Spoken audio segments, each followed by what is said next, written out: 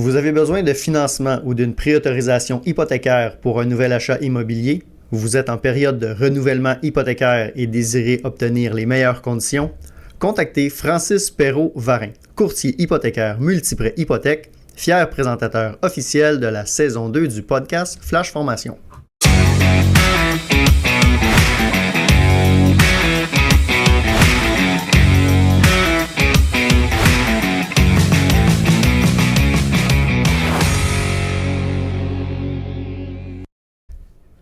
Salut tout le monde!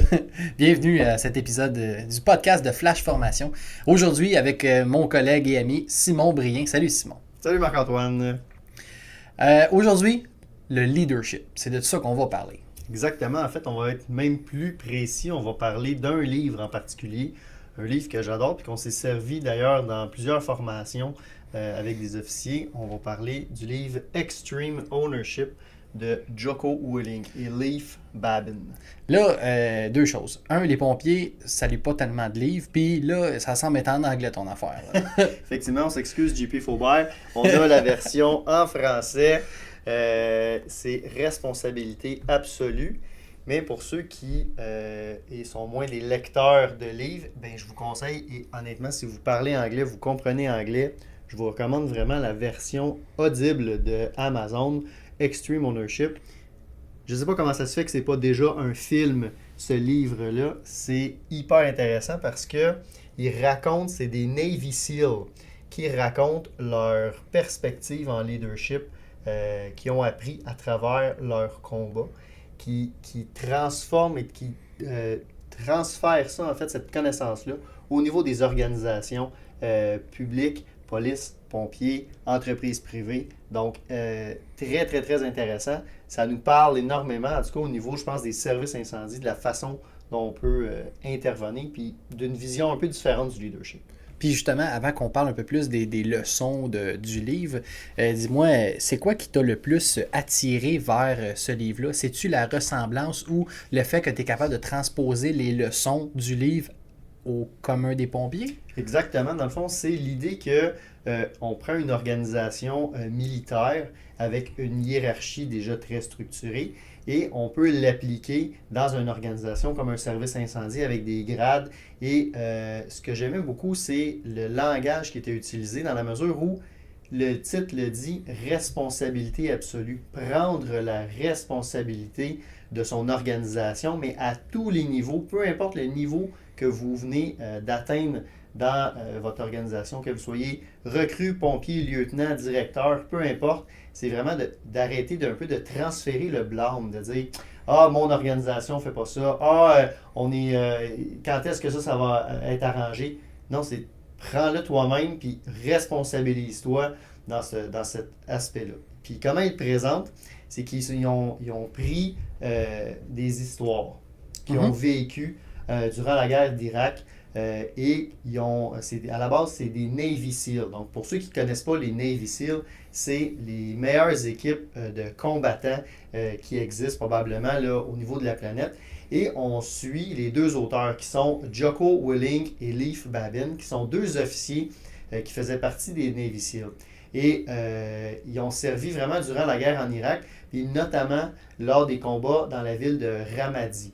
Et maintenant, ce qu'ils ont fait, ces deux auteurs-là, ils ont lancé leur entreprise qui donne des conférences de leadership pour les entreprises privées. Donc, tout le long du livre, ce qu'on suit, ce sont les 12 lois qui ont établi et il l'explique tout le temps de la même façon. C'est-à-dire qu'il commence à la base avec une histoire de combat ou une histoire qu'ils ont vécue durant leur training des Navy SEAL. C'est sûr que tu as déjà entendu parler du Hell Week des Navy SEAL, où dans le fond, c'est un processus d'élimination pour faire partie de ces équipes-là, où, ben, dans le fond, ça passe ou ça casse. Tu dors pas finalement pendant une semaine de temps. Tu fais juste faire des évolutions après évolution. Pour tester. Puis, exactement. Puis une des choses qu'il disait dans un des entrevues que j'ai écoutées de Jocko, c'est le sable qui est présent dans le fond parce qu'ils font tout le temps pour que tu sois tout le temps dans le froid, que tu sois tout le temps humide, que tu sois tout le temps avec du sable sur toi qui finit par te râper à la peau puis qui viennent vraiment là, t'épuiser à ton maximum. Donc, c'est un petit peu ça qui rend ces gars-là un peu exceptionnels à travers ça. Fait que, bref, ils prennent une histoire qu'ils ont vécue durant leur entraînement, durant leur mission, puis ils racontent l'histoire qu'ils ont vécue à partir de là. Par la suite, ils racontent un des principes de leurs 12 lois de leadership. De manière un peu plus théorique, là, j'imagine. Oui, exactement. Vraiment, là, comment la loi s'implique. Puis aujourd'hui, c'est ce que je vais vous présenter, dans le fond, les lois. On ne les passera pas les 12, mais j'en ai sorti quelques-unes que je préfère. Et après ça, ben, ils racontent l'application pour des business entreprises privées. Donc, tu peux vraiment faire le parallèle entre ce qu'eux ont appris et comment est-ce que tu peux l'appliquer dans ton organisation pour mieux évoluer, que ce soit, comme je te disais, au niveau d'un lieutenant, d'un capitaine, d'un chef ou même d'une recrue qui est rentrée.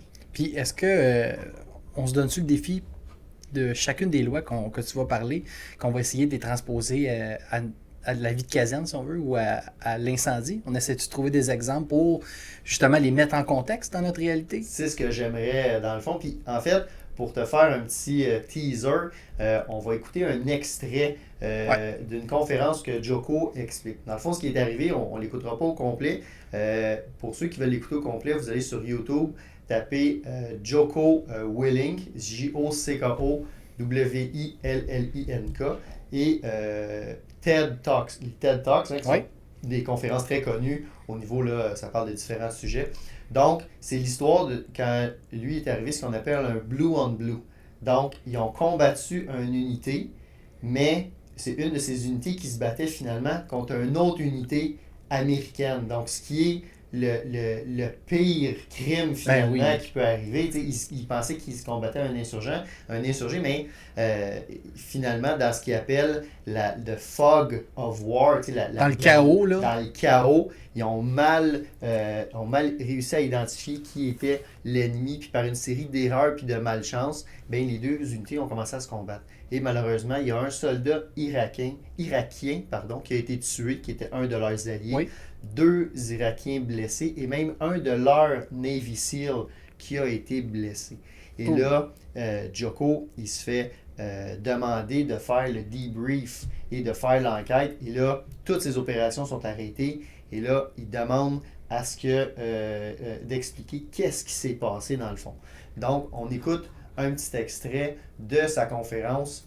Qu'est-ce qui s'est passé? C'est en anglais, malheureusement, mais ça va durer un petit 2 minutes pour ceux qui comprennent l'anglais, puis on va traduire par la suite. Parfait.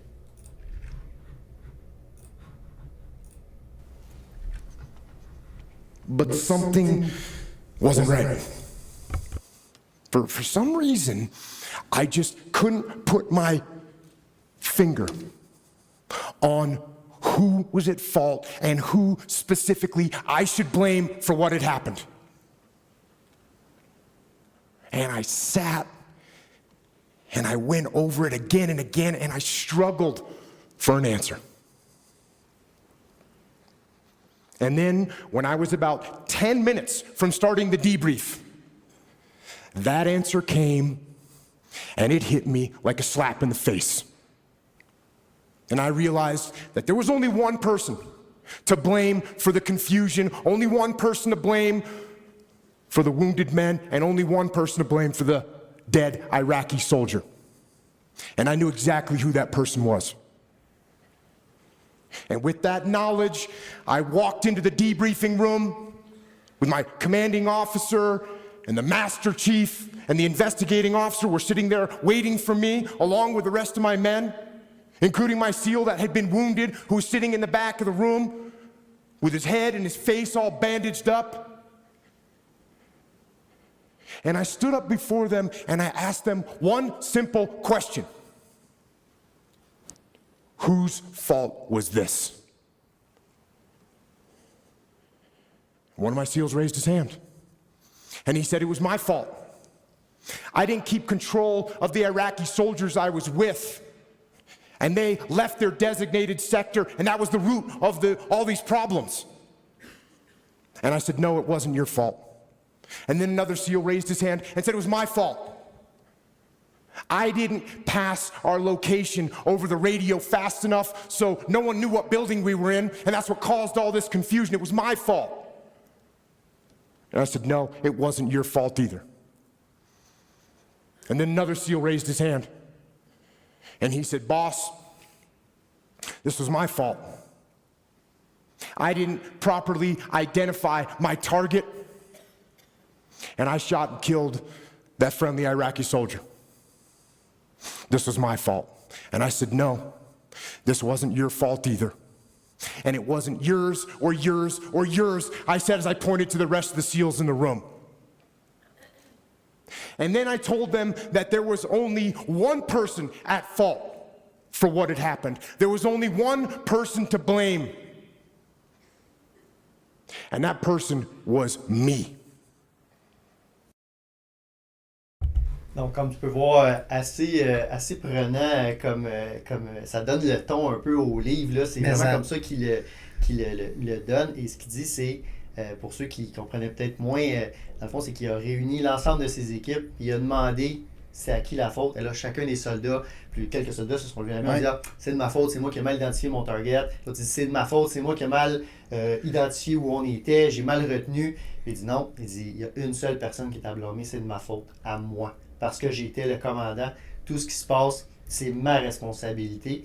Et il a fait ça, et c'est à partir de là qu'il, dans le fond, s'attendait littéralement à perdre sa job, à perdre son commandement, à se faire rétrograder, puis parce que c'était extrêmement grave dans l'armée.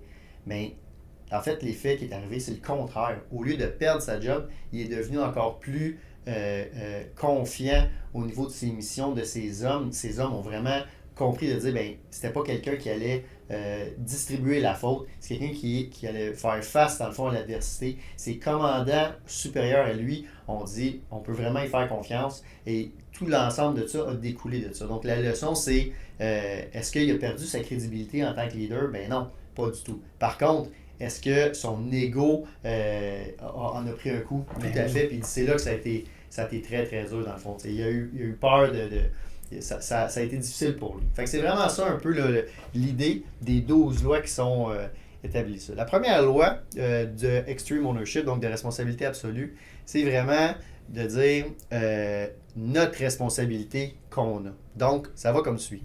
Dans n'importe quelle équipe, toute la responsabilité du succès ou des échecs vont au leader. Le leader doit contrôler l'entièreté de son monde. Il n'y a personne d'autre à blâmer. Le leader doit reconnaître les erreurs et les échecs, prendre la responsabilité et développer un plan pour gagner. Et je trouve que ça donne vraiment l'idée derrière la philosophie d'Extreme Ownership. Peut-être ce qui est important de dire aussi, c'est, quand il mentionne bien, il dit le leadership n'est pas une question de rang. Le leader peut être à tous les niveaux de l'organisation. Ben oui, vraiment. Comment toi, je ne sais pas si c'est une histoire qui te parle, cette première loi-là? Ben oui, tout à fait. Et ça revient à la distribution de la responsabilité, elle est collective. T'sais. Je pense qu'on en a déjà parlé dans d'autres émissions du podcast. Je pense que la responsabilité qu'on a envers le citoyen, envers nos collègues, quand on parle à nous autres, les pompiers, on a tous notre part de responsabilité, puis on a tous un rôle à jouer, mais il faut qu'on se partage la responsabilité. Fait que je pense que notre métier de pompier, c'est une responsabilité qui est collective, qui est partagée. C'est même que je le vois. Tout à fait. Puis, des fois, de dire, on a des fois tendance à blâmer l'autre équipe. Hein? Ah, l'autre équipe n'a pas fait ça, ou ah, l'autre équipe ne font jamais ça, ou tout ça. Regarde-toi vers toi, puis qu'est-ce que toi, tu peux faire à partir de là. Puis, il y a un mouvement aussi qui se crée quand tu es une personne qui va, quand tu as une équipe, tu entraînes ton équipe avec toi, bien, le cercle de leadership s'agrandit à travers les autres équipes, à travers ta caserne, à travers ta division. C'est là que ça grandit à travers ça. Loi numéro 2. Oui. No bad teams, only bad leaders. Il n'y a pas de mauvaises équipes, il n'y a que des mauvais leaders. En tant que leader, ce n'est pas ce que vous dites, mais c'est ce que vous tolérez. Lorsqu'on émet des attentes, peu importe ce qui a été dit ou écrit, si les performances moindres sont acceptées et que personne n'est tenu responsable, autrement dit, s'il n'y a pas de conséquences, bien, la piètre performance deviendra le nouveau standard. Et je trouve que ça parle beaucoup de dire, peu importe comment tu le dis, tu le mentionnes, c'est pas ce que tu dis, c'est ce que tu acceptes. La moindre performance que tu acceptes, ben, les autres, ils savent dire. Ça devient le standard. Ben oui, exactement. Puis c'est quoi, il y a un célèbre, on peut dire un célèbre mentor qui fait partie de notre groupe qu'on a reçu à l'émission lors de la première saison, Michel Viau. Une phrase qu'il dit souvent, c'est « Tu ne peux pas tolérer l'intolérable comme gestionnaire ». Fait que ça veut tout dire, mais en même temps, tu dis, OK, mais ça veut dire quoi? C'est quoi qui est intolérable? Mais en fait, c'est à toi, comme leader, de choisir qu'est-ce qu'il est, qu'est-ce qu'il l'est pas. Puis si tu choisis de ne pas sanctionner ou de ne pas intervenir quand il y a une situation qui se produit, ben tu viens d'établir ton standard en le faisant comme ça. Fait que de ne pas tolérer l'intolérable, ça veut justement dire que ben, si tu veux avoir des standards élevés, ben, c'est au leader de mettre ces limites-là puis d'intervenir quand c'est le temps de le faire. Tu sais, on dit les bottines doivent suivre les babines, c'est exactement ça dans le fond. Puis c'est un peu comme ça qu'il mentionne. Puis un des bons exemples dans l'histoire qu'il raconte, c'est par la suite, il est devenu instructeur, lui, de Navy Seal. Fait qu'il a fait vivre des Hell Week à plein du monde, tu sais. Et on avait 2 équipes où leur mission était, ils faisaient faire des allers-retours jusqu'à une bouée. Donc, l'équipe devait partir avec le bateau gonflable. C'est une équipe de 7. Et là, c'était des courses. Donc, l'équipe, 2 bateaux qui coursent un contre l'autre. Le premier qui arrive à la bouée, puis qui revient. Puis pour se rendre, mais il faut qu'il traverse la zone de surf, où que la vague vient se briser. Ouais. Donc là, c'est tout le temps là le gros effort. T'sais. Fait qu'il y avait tout le temps une équipe qui arrivait tout le temps en premier, puis il y avait tout le temps une équipe qui arrivait tout le temps en dernier. T'sais. Puis là, il ramassait l'officier du bateau qui arrivait en dernier en disant... Il dit, voyons donc, il dit, comment ça se fait que tu laisses aller ça, cette piètre performance-là, puis ça. Puis là, le leader, il dit non, mais c'est pas de ma faute, j'ai une mauvaise équipe avec moi, il dit, je peux pas faire ça. Fait qu'il a dit, parfait, on va faire quelque chose. Le leader, qui était du meilleur bateau, il l'a mis en charge du pire bateau, puis il a inversé à ce moment-là. Okay. Juste voir. Puis pour le fun, il dit, on va voir ce qui va se passer. Puis effectivement, ce qui s'est arrivé, c'est que le leader du meilleur bateau a gagné finalement les autres courses parce que dans son leadership et dans ses décisions qu'il prenait, il réussissait à amener les hommes. Donc, c'était pas l'équipe le problème, c'était une question de leadership. Fait que c'était vraiment un laboratoire pour nous d'apprendre à partir de c'est clair, là. Exactement. 3e loi, croire, believe. Afin de convaincre et inspirer les autres à suivre et accomplir une mission, un leader doit croire réellement en sa mission. Même lorsqu'on a des doutes et questionne le niveau de risque en se demandant est-ce que ça vaut la peine, le leader doit croire en la cause plus grande.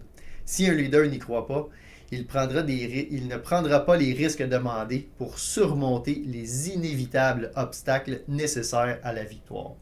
Autrement dit, si je le traduis comment moi je le vois, c'est si tu demandes quelque chose à ton équipe, mais que tu y crois pas toi-même, ça va être dur. Ça va être dur, exactement. Fait qu'avant d'aller devant ton équipe, puis de passer un message, ou d'essayer d'aller, puis de convaincre les gens, ben à la base, de trouver, est-ce que toi, tu y crois, puis en quoi est-ce que cette petite tâche-là, ou cette portion de travail-là que tu dois faire, va s'inscrire dans la tâche la plus grande, dans le fond, au niveau de l'organisation.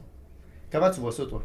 Ben écoute, c'est super intéressant parce que je pense que souvent, comme organisation, exemple, la direction du service incendie va implanter des nouvelles façons de faire, va implanter des nouvelles directives, des nouvelles procédures. Puis ça va revenir aux chefs, aux officiers de mettre en place et de convaincre les équipes d'embarquer dans soit ces changements-là ou ces nouvelles façons de faire-là. Mais je pense que la première étape, là, ça serait de croire en l'objectif, pourquoi on fait ces choses-là. Puis c'est la même chose, ça va être beaucoup plus facile de convaincre des pompiers d'entamer un changement s'ils comprennent le pourquoi puis ils embarquent dans ce changement-là. Fait qu'en tant que leader, parce qu'on commence à partir de là, si tu veux être leader, tu veux influencer quelque chose, ben il faut que tu crois en ce que tu veux implanter. Fait qu'on peut prendre un exemple bien banal, mais on va instaurer un nouvel équipement en service. On va mettre en service un rideau, par exemple, pour contrôler les fumées. Ben, le service aura bien beau avoir suivi la formation, avoir écrit une directive pour encadrer l'utilisation du rideau. Si les officiers, les leaders sur les équipes ne croient pas en l'outil ou en son bienfait, ça va être très dur d'implanter ce changement-là puis de mettre en service l'équipement. Je pense que croire est important. Bien, tout à fait. Puis je pense aussi à travers ça, c'est de dire, mais questionner, essayer de comprendre d'où ça vient, au lieu de, des fois, s'arrêter juste à dire, ah bon, les gars, c'est l'organisation qui veut ça, puis hein, on le sait, puis non, là, t'es pas leader, t'es juste messager finalement, tu sais. Arrête de devenir un messager, puis des fois, c'est vrai que ça peut ne pas avoir d'allure, mais de pas tout le temps se servir de ça, tu sais, d'aller questionner, de dire, mais pourquoi, d'où ça vient, puis de mieux comprendre finalement la décision. Tu sais, le monde, souvent, les décisions, il faut comprendre dans quel contexte ils sont pris. Peut-être que la décision fait pas de sens à tes yeux, mais quand tu comprends le contexte à lequel elle a été prise, puis le chemin qui a été pris, tu es plus en mesure de convaincre finalement les gens de ton équipe. Et à tous les niveaux. Hein, souvent, des fois, on va entendre les plus vieux pompiers qui parlent de la jeunesse, on en a déjà parlé dans certains de nos épisodes, convaincre les jeunes qui veulent savoir le pourquoi. Mais pourquoi est-ce qu'on fait ça? Ça, ça demande un peu plus de temps, ça demande un peu plus d'énergie. Oui. Une fois qu'ils y croient, eux autres, ils deviennent des vrais leaders, dans le fond, dans leur attitude, dans leur chose. Et encore une fois, on le répète, c'est pas une question de grade, c'est juste une question d'attitude. Puis j'ajouterais même à ça, là, imagine que tu réunis un paquet d'officiers dans un meeting, OK? Puis la direction arrive, puis on essaie de prendre une décision en équipe sur une façon de faire, OK?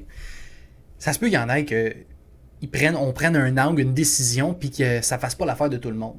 Mais aussitôt qu'on va avoir sorti de la pièce, qu'on va avoir quitté le local, puis que les officiers vont tourner sur leurs équipes, il faut que ça devienne notre décision. La décision qui a été prise par l'équipe. Puis pas qu'il retourne dans son groupe et dire là, juste vous dire, là, il y a une décision qui a été prise, mais moi, je n'étais pas en faveur. Puis écoute, les chances que ça marche, c'est croire est important. Puis de prendre une décision d'équipe, puis après ça, un coup que ça a été décidé en équipe, ben tu as passé à la porte, là, ben c'est rendu notre décision, c'est autant la tienne que celle des autres. Et je trouve que cette loi-là fit très bien dans l'ordre avec la 4e loi, qui est mettez votre ego de côté. C'est dur à dire ça. Très dur, puis justement de dire, ben, comment est-ce que mon ego vient perturber mon discours, ou comment est-ce que vient perturber mes décisions. Donc elle va comme suit. L'ego brouille et perturbe tout.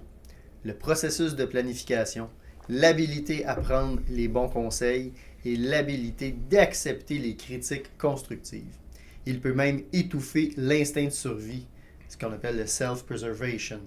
Souvent, l'ego le plus difficile à gérer, c'est le vôtre.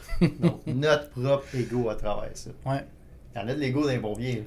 Ouais, je pense que c'est le combat de tous les jours, notre ego. Là. C'est parfait parce que c'est ça qui fait que, tu sais, des fois, on peut me le dire un peu avec fierté, tu sais, de dire, ben, t'as pas de fierté, tu sais, tu veux que ça te drive en quelque sorte. Ça peut devenir une source de motivation, mais quand ça prend trop de place, c'est là le problème. Ben, je pense que surtout dans un rôle de leadership, si peu importe la position que tu occupes dans une équipe, dans ton service incendie, ben, tu veux exercer de l'influence, tu veux avoir du pouvoir d'influence et tu es un leader. Et c'est très important d'admettre ses erreurs et d'apprendre à dire que parfois, il faut que tu mettes ton ego de côté, d'admettre une situation, une erreur, si tu veux qu'au final, puis d'admettre une erreur, là, puis de mettre ton ego de côté, là, un petit peu comme dans ce que, c'est ce qu'il a fait, là, Joko, là, dans sa présentation qu'on a vue. Là. Tout à fait. Il a pris son ego, il a mis ça de côté, puis il a dit, hey, savez-vous quoi, c'est ma faute, c'est ma responsabilité. Ben, avez-vous vu le résultat qu'il a obtenu, lui? Au contraire, il n'a pas juste baissé au niveau de son estime que les gens ont de lui. Au contraire, ça l'a augmenté le niveau de confiance que lui a eu et sûrement le niveau de confiance que ces hommes continuent d'avoir en lui. Tu sais, mettons là à l'inverse. Mettons que là, il y avait vraiment... mettons que tu rencontres quelqu'un puis il fait vraiment une erreur. Puis qu'il ne l'admet pas puis qu'il fait juste essayer de blâmer les autres. C'est pas... C'est terminé la crédibilité de cette personne-là. La crédibilité, dure à gagner, facile à perdre. Ouais. Mais ça fait partie de ça aussi. T'sais, quand on en fait tous des erreurs, mais si tu fais juste distribuer le blâme au lieu de prendre ce qui t'appartient, mais c'est là où... Parce que ton ego, justement, est trop forte, tu viens de perdre la crédibilité en tant que leader. Fait que ça, c'était les 4 premières lois qui font partie, dans le fond, de ce qu'ils appellent la portion gagner la guerre avec soi-même. Okay. C'était le premier chapitre. La deuxième partie, c'est ce qu'ils appellent les lois du combat.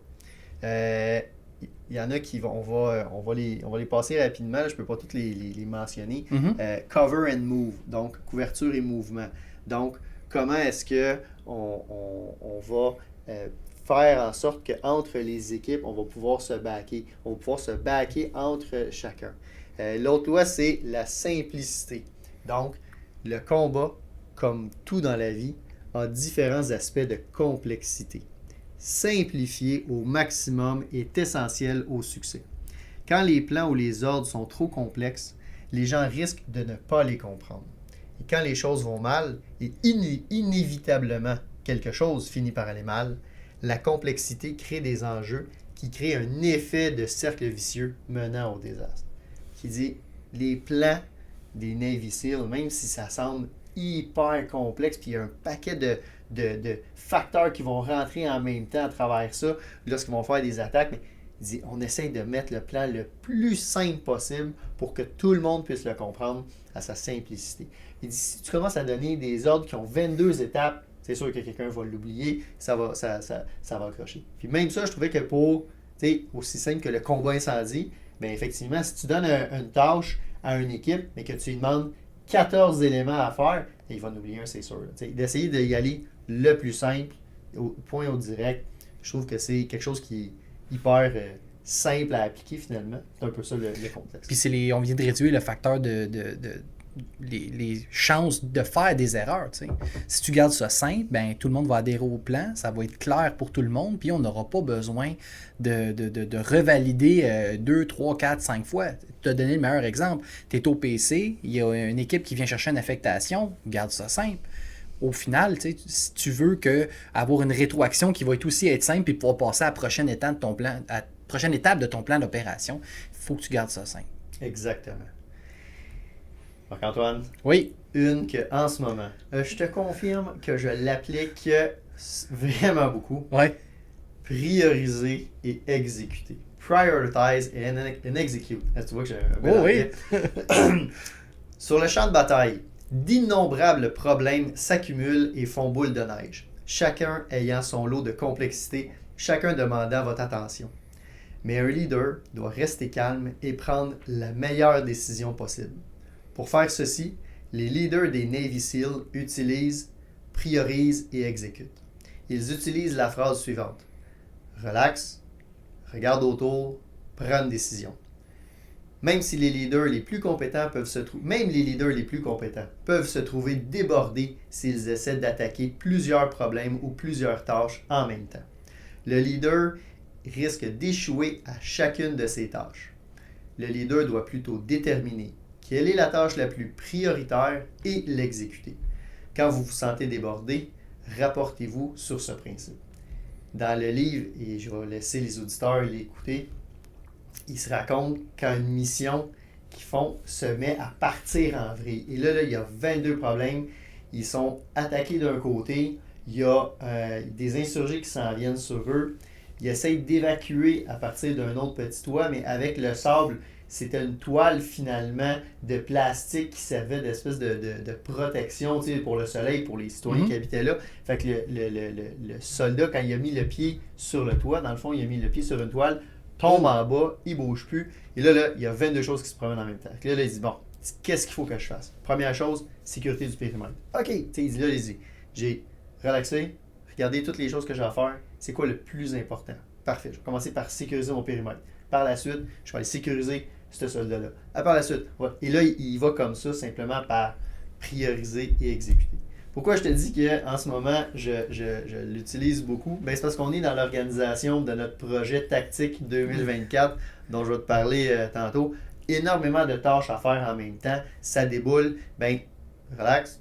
Je regarde ce qui est le plus prioritaire. Je m'attaque à une tâche à la fois. Et ça, dans la vie quotidienne, peu importe ce que là, on a souvent tendance à avoir plusieurs choses qui se font en même temps quand ça déboule, que ce soit au feu, que ce soit dans l'organisation de nos vies familiales, que ce soit dans l'organisation des fois de la caserne, tu sais, quand ça déboule les grosses journées. Ben oui. Ben, juste cette petite phrase-là. Relax, look around, make a call. Tu sais, prends une décision. Oui. Puis je suis convaincu qu'il y en a beaucoup qui se reconnaissent là-dedans parce que on va mettre ça dans un contexte pompier. Là. Vous arrivez dans un secteur qui n'a pas beaucoup d'eau. En fait, c'est du transport en eau qui doit être fait. Le bâtiment, il est loin du chemin. Vous arrivez pour une première équipe, puis vous savez que les autres gangs, là, les autres entraides ou les autres véhicules vont arriver bien plus tard. Fait que c'est vous autres qui allez réaliser probablement les premières actions pour la bonne, une bonne partie là, du temps que vous êtes là. Fait que là, vous arrivez, là, il y a un paquet de priorités qui vous attendent. Là. Le bâtiment est évacué. Va falloir passer à l'alimentation en eau. Va falloir faire un 360. On envoie-tu une gang? On est-tu offensif, défensif? Qu'est-ce qu'on va utiliser comme établissement de tuyaux? Il y a plein d'affaires. Puis tu te dis, OK, là, il faut prioriser. Mais tu sais que tu es tout seul pour réaliser toute l'ampleur de ces tâches-là. Prends une grande respire, regarde autour de toi, puis priorise. C'est quoi qui est prioritaire? Ton bâtiment est évacué? On va commencer par ça. Sauver des vies, puis on va suivre. Ce qui est intéressant, c'est que dans une autre émission qu'on va enregistrer ensemble, on va parler d'un acronyme en gestion d'intervention pour nous aider aussi à identifier nos priorités puis à prendre les bonnes actions au niveau des tactiques de combat. Fait que ça, là, je pense que c'est la première chose. Tu as un paquet d'informations, puis plus tu commences à vouloir patcher, là, on va utiliser l'expression comme ça, là, à vouloir toutes les régler en même temps, les chances que ça dérape là, sont très grandes. Tout aussi bien de prendre une respire, de prendre ta priorité numéro 1 et de l'exécuter, comme Exactement. tu disais. Hey, je prends 2 minutes parce que je t'ai parlé du projet Tactique 2024. Oui. Tellement excitant comme projet. Le plus gros projet que Flash a jamais fait depuis notre lancement Oui. il y a quelques années. On a la chance vraiment d'avoir un site exceptionnel à Mirabel où on a 12 maisons qu'on peut utiliser pour faire des mises à feu de bâtiments. Et ce qu'on a décidé de faire, c'est d'en faire 6 projets distincts. Donc, pour les auditeurs qui veulent venir perfectionner leur tactique de combat incendie, que vous soyez des pompiers du Québec, que vous soyez des pompiers de l'international, que vous soyez des pompiers de brigade industrielle, on a différentes semaines que vous pouvez venir assister. Formation théorique, formation pratique en mise à feu live. Si vous voulez venir voir les Hot Days, c'est les 11 et 12 mai. Ça va être incroyable comme expérience où on va avoir un groupe qui va être en mise à feu de bâtiment. Pendant ce temps-là, on invite les gens à venir assister aux mises à feu et de venir voir ce qui se passe dans le fond avec un animateur où on va voir ce qui se passe à l'intérieur, où on va comprendre les tactiques de combat incendie qui sont appliquées. À travers ça, il va y avoir des démonstrations d'équipements, il va y avoir des fournisseurs qui vont être là, il va y avoir des conférenciers, food truck.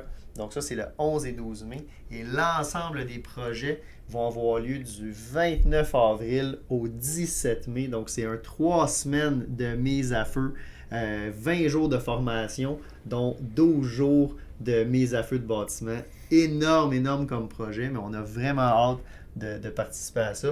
Et j'invite les gens à consulter notre site internet www.flashformation.com pour venir chercher de l'information, à voir s'il y a des semaines qui vous intéressent.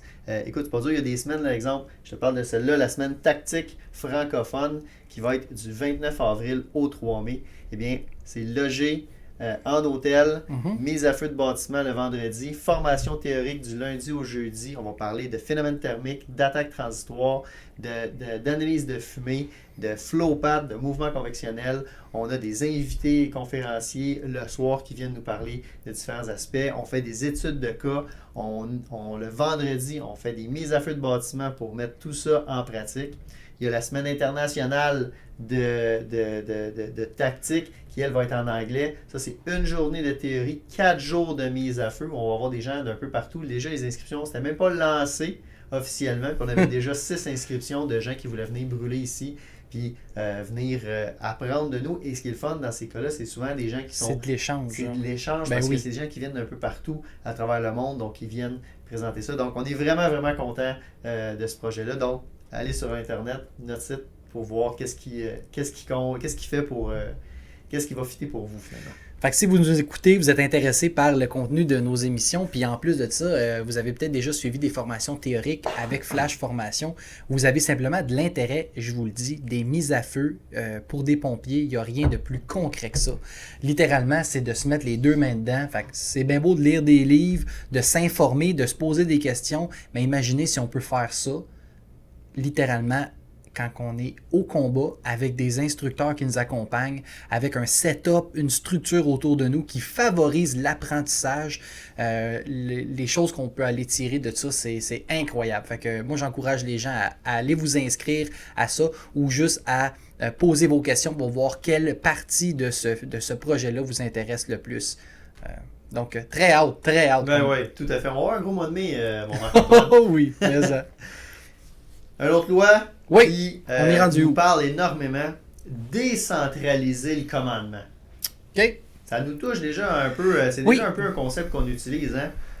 Donc, elle va comme suit. Normalement, une personne n'est pas en mesure de gérer plus de 6 à 10 personnes, particulièrement quand les choses vont mal et que les imprévus arrivent. Les équipes doivent être séparées en sections gérables de 4 à 5 personnes, avec un leader clairement désigné.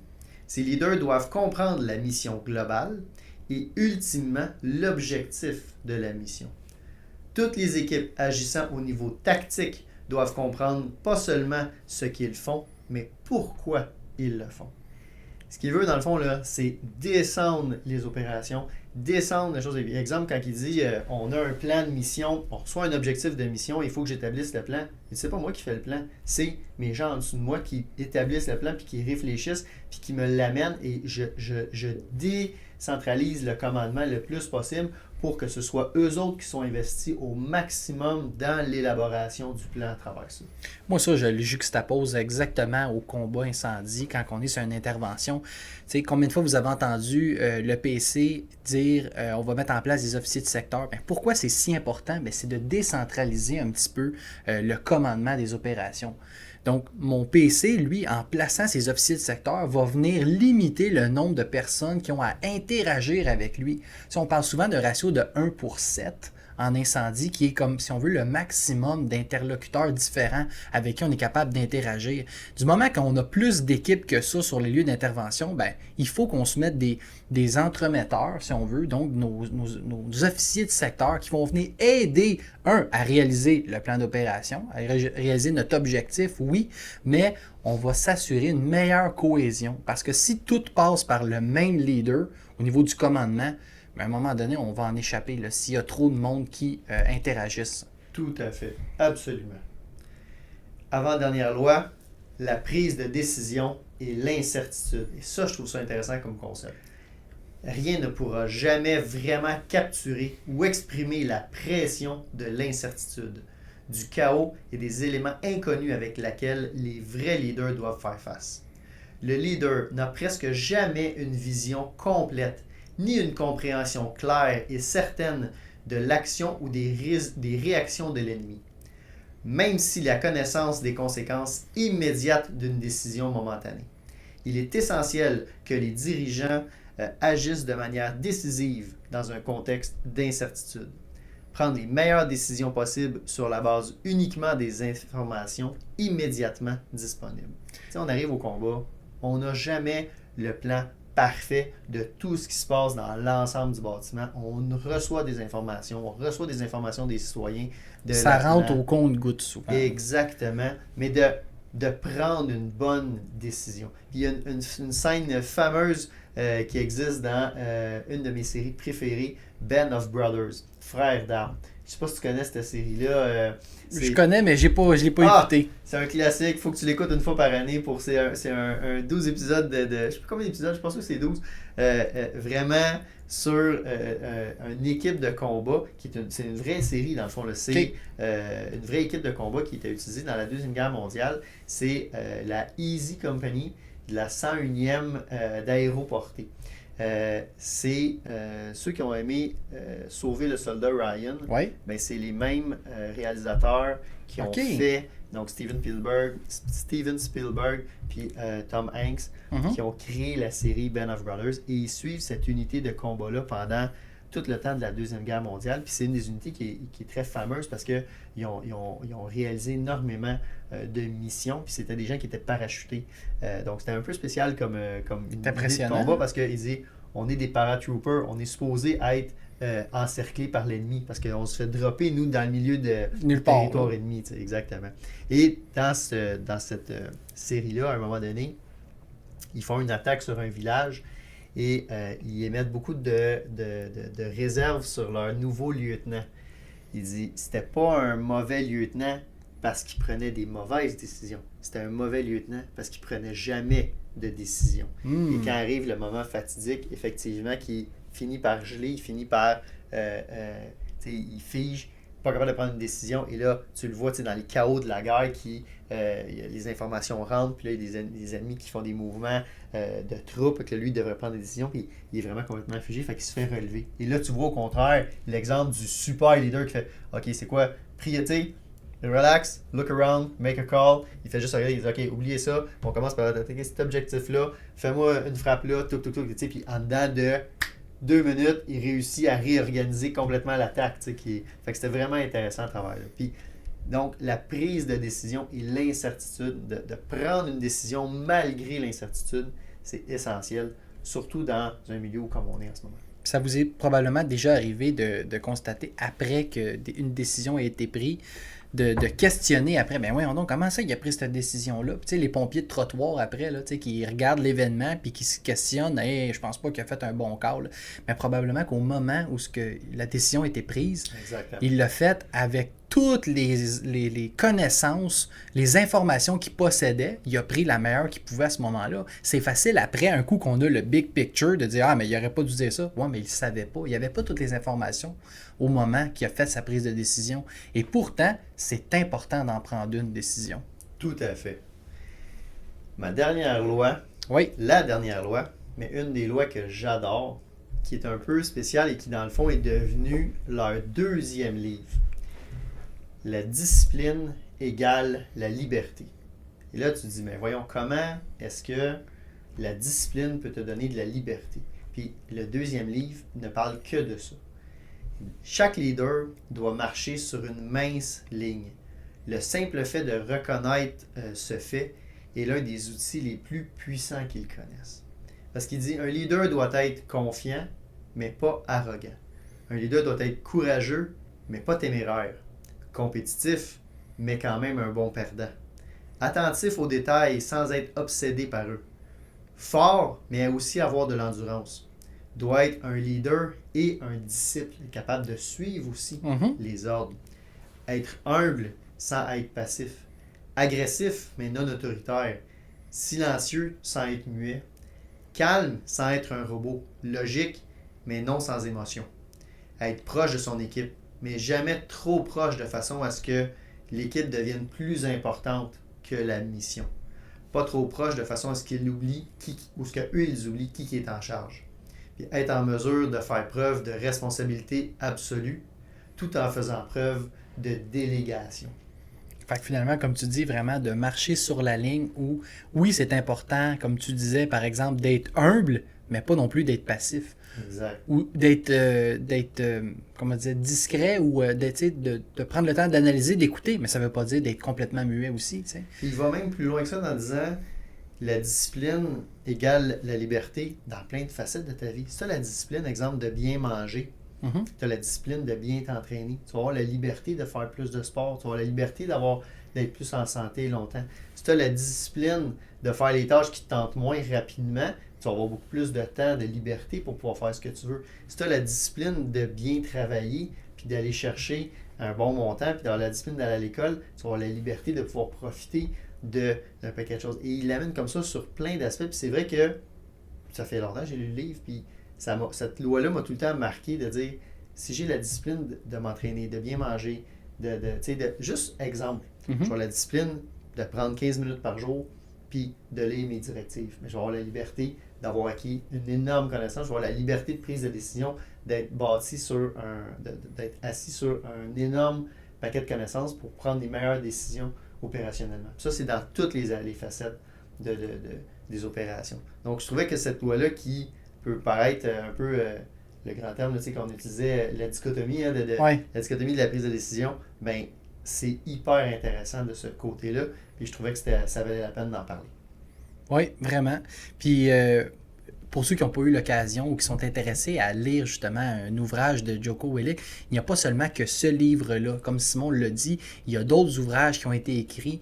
Il y a aussi d'autres types de conférences qui ont été données par cette personne-là, Jocko Willink. Il y a également un podcast, lui, où il va avoir des invités. Il va parler de ce qui a été vécu au combat pendant sa carrière, mais aussi de son entreprise qui donne de la formation et de l'accompagnement en entreprise sur le leadership. C'est vraiment très, très, très intéressant, encore une fois. Puis moi, je trouve que ça ressemble beaucoup. On est capable de se reconnaître dans notre milieu à nous en incendie au travers de cet auteur-là. Tu sais, je connais des officiers qui l'ont fait lire à son équipe, il en a parlé. Puis son équipe, ah ouais, ça a l'air intéressant tout ça. Puis l'équipe s'est ramassée à le lire. Puis c'est drôle parce qu'au party de Noël, personne qui disait, tu sais, une petite fille de 16 ans qui dit j'ai vu mon père lire un livre, j'ai jamais vu mon père lire un livre en 16 ans, tu sais. Puis là, il est passé les soirées à le lire, tu sais. Puis ça devient vraiment une espèce de. C'est centralisateur. Ouais, exactement. Ça devient un peu un guide de façon de faire, d'une façon d'agir dans notre job, tu sais, de dire, ben, je vais arrêter de repousser la responsabilité, puis qu'est-ce que moi je peux faire pour améliorer finalement ma caserne? Qu'est-ce que moi je peux faire pour améliorer mon équipe, ma job, mon service? Peu importe ce que vous avez, c'est une philosophie finalement qui s'applique à travers ça. Oui, vraiment. Ben, moi, je suis super content qu'on ait pu traiter de ce sujet-là. Si vous avez aimé cette émission-là, cet épisode-là, si vous avez des questions par rapport à des lectures justement sur le leadership que vous voudriez vous faire conseiller, ben, c'est sûr que nous, c'est quelque chose qu'on a apprécié là, comme livre, comme type de lecture. Si vous en avez lu déjà qui vous pensez qu'il pourrait nous intéresser, vous voulez qu'on en parle, ben, n'hésitez pas à nous communiquer pour nous partager tout ça. Merci beaucoup d'avoir été à l'écoute de cette émission. Simon, le mot de la fin? À bientôt. www.flashformation.com. Restez à l'affût. Beaucoup de nouveautés. On en a parlé. Là. On va avoir un printemps très occupé, très chargé chez Flash. À bientôt. Salut!